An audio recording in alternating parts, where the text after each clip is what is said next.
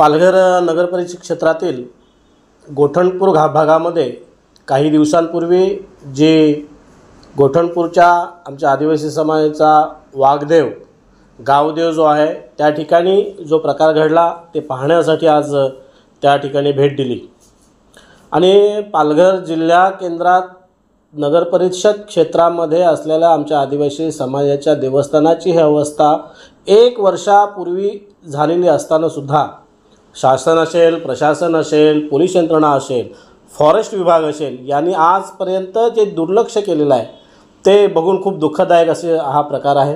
प्रत्यक्ष आज त्या ठिकाणी पाहणी केल्यानंतर असं लक्षात आलं की त्या ठिकाणी आमच्या वाघोबाचं आणि चेडवादेव, सांसुवाऱ्या देव अशा आपल्या देवाचं पारंपरिक अनेक वर्षापासून म्हणजे माहीत नाही अशा वर्षापासून त्या ठिकाणचं आमचं देवस्थान आहे। गेल्या वर्षी त्या ठिकाणचा असलेला जमीन मालक कलकत्तेवाला याने एक जुनं वडाचं झाड ज्याच्या खाली आमचं देवस्थान आहे ते वडाचं झाड त्या ठिकाणी मशीन लावून कापलं।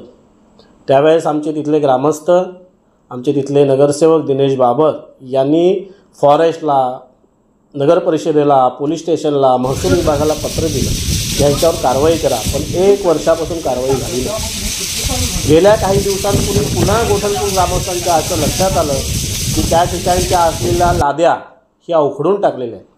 आमचे देव आहेत ते देवांच्या डोळ्यांना इजा झालेली आहे, देव तोडण्याचा प्रकार झालेला आहे आणि पुन्हा या 13 तारखेला 13 ऑक्टोबरला दिनेश बाबर, गोठणपूर ग्रामस्थ, काही मान्यवर लोक आणि त्यासोबत आमचे मित्र डॉक्टर सुनील पराग यांच्या सगळ्यांच्या प्रयत्नांनी पुन्हा एकदा पोलीस यंत्रणेला अशा पद्धतीचं पत्र दिलं की त्या ठिकाणी हा जो सगळा प्रकार झालेला आहे या प्रकारात तो जमीन मालक असलेला कलकत्तेवाला याने हा सगळा प्रकार केलेला आहे।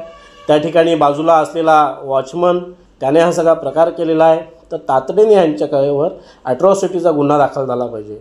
वडाचं झाड त्या ठिकाणी तोडलं त्यामुळे वन संरक्षण कायद्याच्या अंतर्गत यांच्यावर गुन्हे दाखल झाले पाहिजेत। त्या ठिकाणी आमच्या ग्रामस्थांनी त्या ठिकाणी जो वार्षिक कार्यक्रम होतो त्याच्यासाठी पालघर नगरपरिषदेच्या वतीने बोरवेल मारलेला होता, तो बोरवेलसुद्धा उखडून त्या ठिकाणी तो बंद केला ह्या लोकांनी। त्यामुळे सरकारी मालमत्तेची सुद्धा हानी झालेली आहे। तर ह्या सगळ्या याच्यावर मला सांगावंसं खूप कठीण वाटतं, म्हणजे वाईट वाटतं की नावं देऊनसुद्धा अज्ञाताच्या विरोधामध्ये गुन्हा नोंद पोलिसांनी केलेला आहे। त्यामुळे त्या ग्रामस्थांनी, गोठणपूर ग्रामस्थांनी जी मागणी केलेली आहे त्यांच्यासोबत आम्ही सगळेजण उभे आहोत आणि लवकरात लवकर कलकत्तेवाला असेल, त्या ठिकाणी त्यांनी कामावर ठेवलेला माणूस असेल यांच्यावर ॲट्रॉसिटीचा गुन्हा दाखल झाला पाहिजे। वन संरक्षण कायद्याच्या अंतर्गत गुन्हे दाखल झाले पाहिजेत। त्यांच्यावर त्यांनी जी सरकारी मालमत्ताचं नुकसान केले त्याच्या बाबतीतले गुन्हे दाखल झाले पाहिजेत। मी आज स्वतः प्रत्यक्ष पाहणी केली असताना असं लक्षात आलं की ह्या ज्या गोष्टी ग्रामस्थ सगळे सांगत आहेत ह्या खऱ्या आहेत आणि त्याच्यात कुठलंही अतिशयोक्तीपणा नाही आहे आणि त्यामुळे ह्याची पाहणी करून तातडीने प्रशासनाने यावर लक्ष द्यावं, पोलीस यंत्रणेने लक्ष द्यावं, वन विभागाने याच्यावर लक्ष द्यावं। मी सुद्धा आमच्या वरिष्ठांशी या बाबतीत चर्चा केलेली आहे आणि त्यांनी याच्यात योग्य ते दखल घेऊन आम्ही योग्य तो न्याय या सगळ्या याच्यामध्ये आपल्या लोकांना देऊ असं त्यांनी आश्वासन आम्हाला दिलेलं आहे। पण सांगायला अत्यंत वाईट वाटतं की हा जिल्हा पेसा अंतर्गत असलेला जिल्हा आहे, आदिवासी बहुसंख्येने असलेला हा जिल्हा आहे, पण या जिल्ह्यामध्ये दुसरं काही झालं तरी यंत्रणा लगेच धावत जाते। पण 1 वर्षापासून आमच्या देवस्थानाला मिटवण्याचं कटकारस्थान या ठिकाणी या कलकत्तेवाल्याकडनं रचलं जाते, पण अजूनही आमच्या आदिवासी समाजाला आणि आमच्या देवस्थानाला न्याय इथे मिळत नाही। ही खूप गंभीर बाब आहे।